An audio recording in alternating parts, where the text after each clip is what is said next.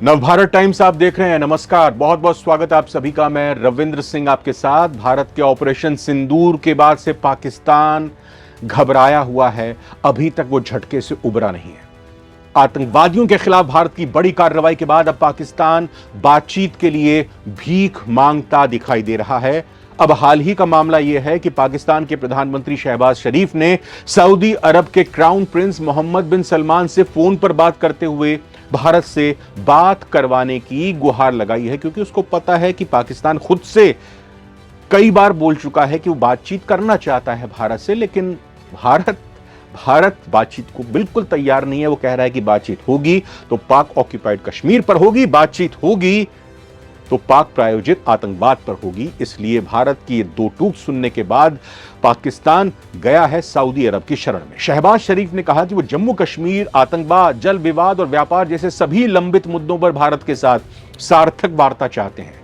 Radio Pakistan की report के मुताबिक शहबाज शरीफ ने इस बातचीत में यह भी कहा कि पाकिस्तान पश्चिम एशिया में ईरान इजराइल युद्ध का समाधान भी बातचीत और कूटनीति से चाहता है। सऊदी अरब के लिए आभार जताते हुए शरीफ ने कहा कि भारत से गतिरोध के वक्त सऊदी समर्थन के लिए वो बेहद आभारी हैं। इस पर क्राउन प्रिंस मोहम्मद बिन सलमान ने पाकिस्तान की भूमिका की काफी तारीफ की और क्षेत्रीय शांति में भूमिका अदा करने को अहम बताया। यह पहली बार नहीं है जब पाकिस्तान ने भारत से बात करने की इच्छा जाहिर की है। कुछ दिन पहले ही प्रधानमंत्री शरीफ ने अमेरिकी विदेश मंत्री मार्को रूबियो से भी यही आग्रह किया था, लेकिन भारत सरकार पहले ही साफ तौर पर बता चुका है कि पाकिस्तान के साथ बातचीत केवल पीओके की वापसी और आतंकवाद पर ही होगी। 22 अप्रैल को दक्षिणी कश्मीर में जिस तरह से पहलगाम में आज बड़ा आतंकवादी हमला हुआ, 26 भारत के निर्दोष लोग मारे गए, भारत ने पाकिस्तान पर 5 बड़े प्रतिबंध लगाए थे। इसमें सिंधु जल संधि को निलंबित करना, पाकिस्तान उच्चायोग के स्टाफ की कटौती जैसे सख्त कदम भी शामिल थे। इसके बाद भारत ने 7 मई को ऑपरेशन सिंदूर के तहत पाकिस्तान और पीओके में कई आतंकी ठिकानों को नष्ट किया। इस कार्रवाई में 100 से ज्यादा आतंकियों को मार गिराया गया। साथ ही पाकिस्तानी सेना के 9 एयरबेस भी तबाह कर दिए। बाद में एक लीक हुए पाकिस्तानी डोजियर में यह खुलासा हुआ कि भारत की कार्रवाई इससे भी ज्यादा बड़ी, प्रभावी और पाकिस्तान की कमर तोड़ने वाली थी।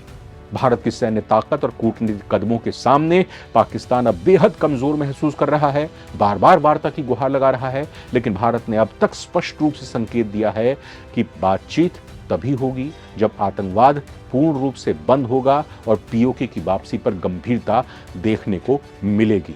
इसीलिए भारत की ये दो टूक सुनने के बाद सऊदी अरब पहुंचे हैं शहबाज शरीफ, ये गुहार लगाते हुए, ये गिड़गिड़ाते हुए कि हमें भारत से बातचीत करनी है।